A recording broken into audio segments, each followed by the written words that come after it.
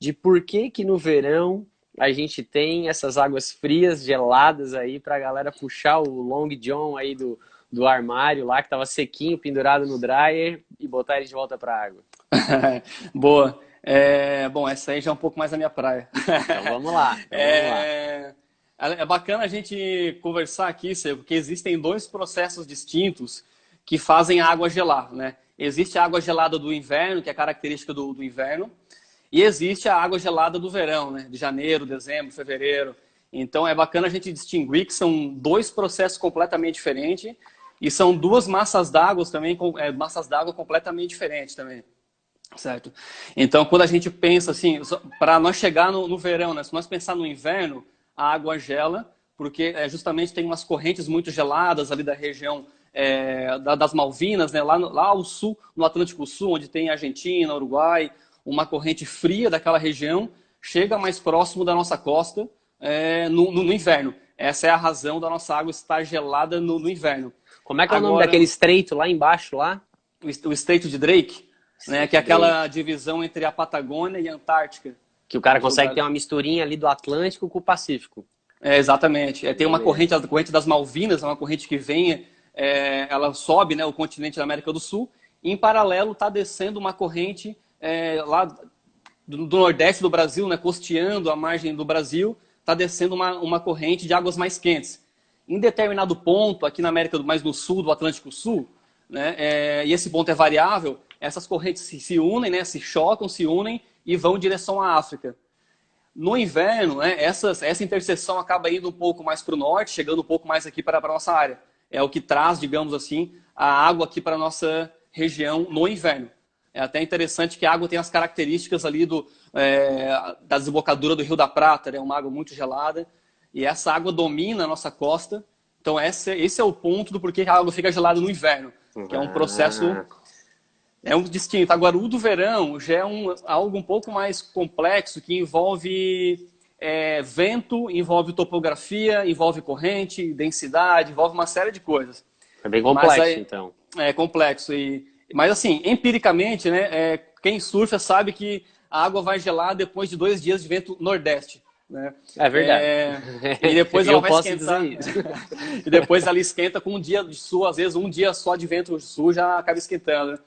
Uhum. Mas, basicamente, né, o que acontece com a água, o que acontece no verão é a chamada ressurgência. Esse é um processo oceanográfico onde a água da superfície, essa água quente que está correndo lá do nordeste do Brasil, né, que ela vem descendo pela costa do Brasil, em determinados pontos da costa brasileira, né, não são em todos os lugares, são em alguns pontos, acontece um fenômeno, né, que o vento nordeste tira a água da superfície e aí vem Uhum. uma água gelada e aflora na superfície, a chamada ACAS, né, a água central do Atlântico Sul.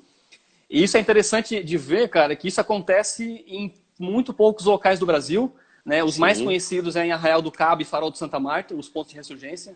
Ah, sério? A, até se tiver alguém de fora dos estados aqui, de Paraná, outros estados, quiser escrever aí se a água também é gelada aí em outros locais, fica à vontade. Vai ser legal de conhecer outros pontos, mas De ressurgência. basicamente de Que é a ressurgência. mesma.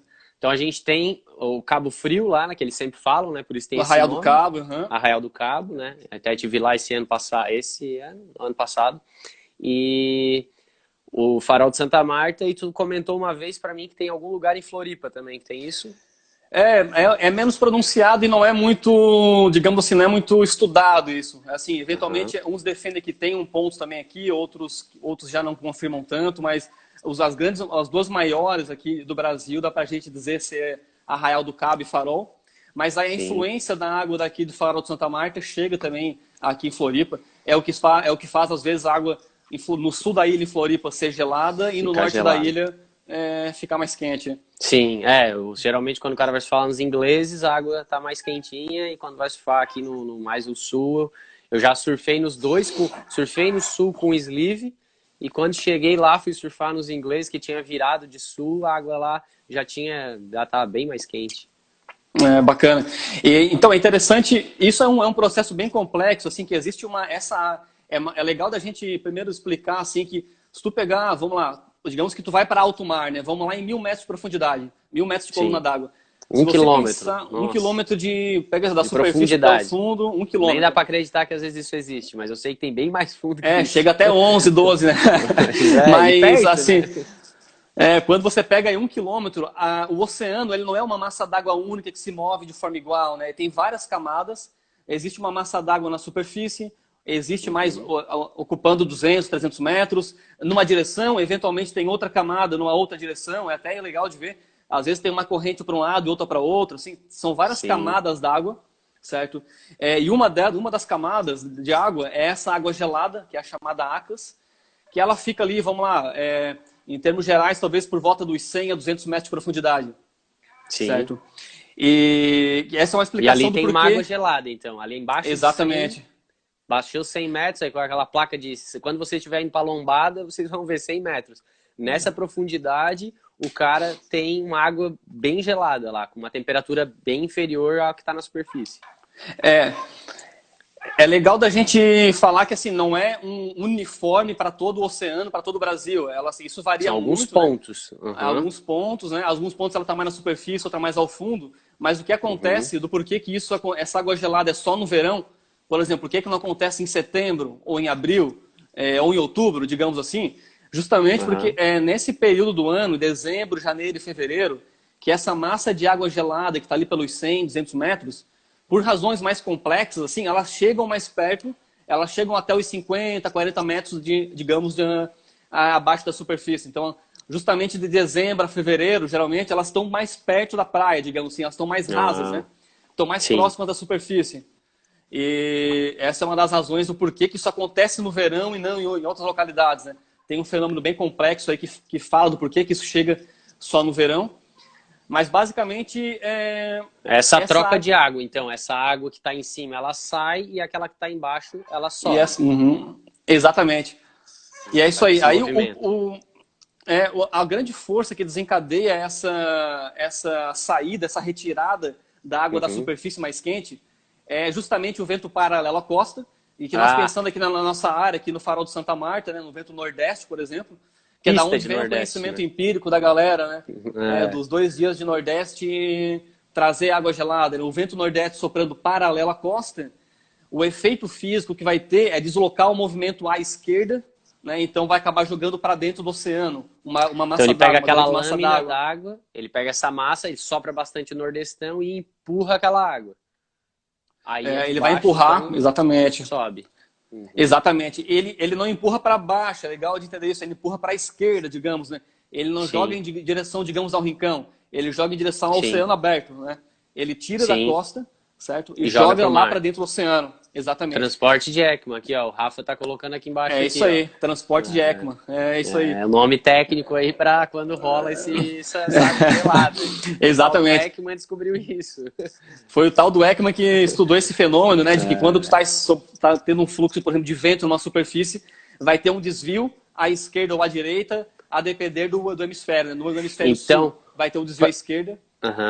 Para dar uma ilustrada para a galera, então quer dizer que se tu estiver indo em direção a Porto Alegre, se estiver de Florianópolis indo para Porto Alegre, sentido vento, tu vai até economizar gasolina, porque o vento vai te empurrar, e o mar ele vai tocar para a tua esquerda, que ou seja, para o alto mar. Então ele vai empurrar aquela água, tirar aquela água dali e uma água nova vai surgir. E essa água nova fria. Exatamente. Eu até estava vendo um estudo essa semana que foi muito bacana, do pessoal estudando no Farol. Aí eles ficaram vários dias estudando, aí estavam medindo o vento, né, com uma estação meteorológica e fazendo várias medições de perfil de temperatura. Pegando o perfil de temperatura ali na região dos 40 metros, da superfície ao fundo. E aí depois tu casa esses dados, né, os dados de vento aqui em cima e os dados de temperatura da água embaixo, tu faz um mapa disso, um gráfico, na verdade. E aí tu vê, é muito nítido, assim, com 24 horas de vento nordeste, já faz essa camada fria subir.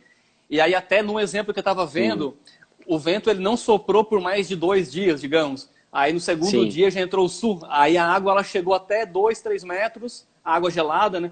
Não chegou a aflorar na superfície. Que eu trago muito quando a gente está na água, sentado na prancha às vezes, e tá mais quentinho em cima, e tu mergulha lá embaixo em 2 metros, tá mais gelada, né? Eu já tive sensação de o pé ficar encostando nessa água gelada e eu falando assim, cara, eu tô sentindo a água gelada na sola do pé. Bem interessante isso. Bem interessante. Exatamente. Quando não afora, assim, até a superfície, quando não toma completamente, quando não ocupa completamente o espaço, digamos assim, né, pode acontecer isso, ela ficar no meio termo ali, 2 metros de profundidade, 1,5, 3 e não surgir. Mas legal. E isso daí trocando em miúdos, 1 a 2 dias de vento nordeste no verão, vai gelar a água consideravelmente. E aí depois 1 dia de vento sul ali, pelo que a gente sente, né? 1 dia de vento sul, ele já acaba trazendo, né? Aí até foi bacana, alguém fez uma pergunta, né, no teu Instagram ali, sobre o porquê que a água com vento sul é limpa, né? Que o pessoal de mergulho gosta muito. Sim. Porque agora que é o que tá acontecendo. Pensando nessa lógica do ECMA ali, que o nosso colega trouxe a informação técnica ali, Rafinha. né? Rafinha é o cenógrafo. Para quem não conhece, o Rafinha que fez o comentário ali, ele fez esse comentário com propriedade também. Estudamos juntos aí. Então, o porquê disso? Pensando nessa lógica, né, de que o vento sopra numa superfície, certo? Vai gerar uma corrente.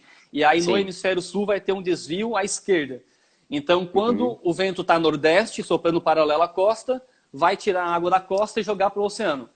Agora, quando o vento é sul, né, agora se for pensar no vento sul chegando na nossa costa, o desvio do movimento hidrodinâmico vai à esquerda, o que vai acontecer? Uma água limpa, clara, lá do oceano, vai acabar vindo para a costa. Empilha na costa. Empilha na costa, exatamente. Sim. E aí essa água oceânica, ela é mais limpa, né? Ela não tem, por exemplo, detritos, material particulado de suspensão, que os rios desaguam na parte costeira. Então, a água que já está mais limpa, né? Essa é uma das razões do porquê que vem essa água limpa, então, quando bate o vento sul. Porque ela vem do alto mar, então. Ela vem do alto mar. E realmente, quando ela bate de nordeste e tem a ressurgência, a gente percebe uma água mais turva, mais suja. E então isso dali é uma matéria orgânica, então seria um esterco do mar quase vindo ali, então para seria exatamente, o termo são nutrientes, né? Nutrientes. Então essa é até uma importância, a gente pensa muito na água que a gente pega ali, é meio gelada, mas é uma água riquíssima em nutrientes, que acaba fertilizando toda a superfície, e aí é o que proporciona, digamos assim, pescado, vamos dizer assim, né? Proporciona toda a cadeia alimentar que resulta do peixe. A fauna se alimenta então disso. Exato, as, digamos, microalgas, o fitoplâncton, que é chamado, né, se alimenta desses nutrientes que surgem. E aí, daí vem o zooplâncton, come o fitoplâncton, e aí vem os peixes que se alimentam do zooplâncton, então tu forma uma região bem nutritiva. Faz a cadeia. Então, tem uma importância biológica gigantesca e tem vários pontos desse de ressurgência no mundo. Por exemplo, no Peru, que é um dos mais conhecidos, né? Chile também é o que cria uns hotspots de pesca muito forte, assim.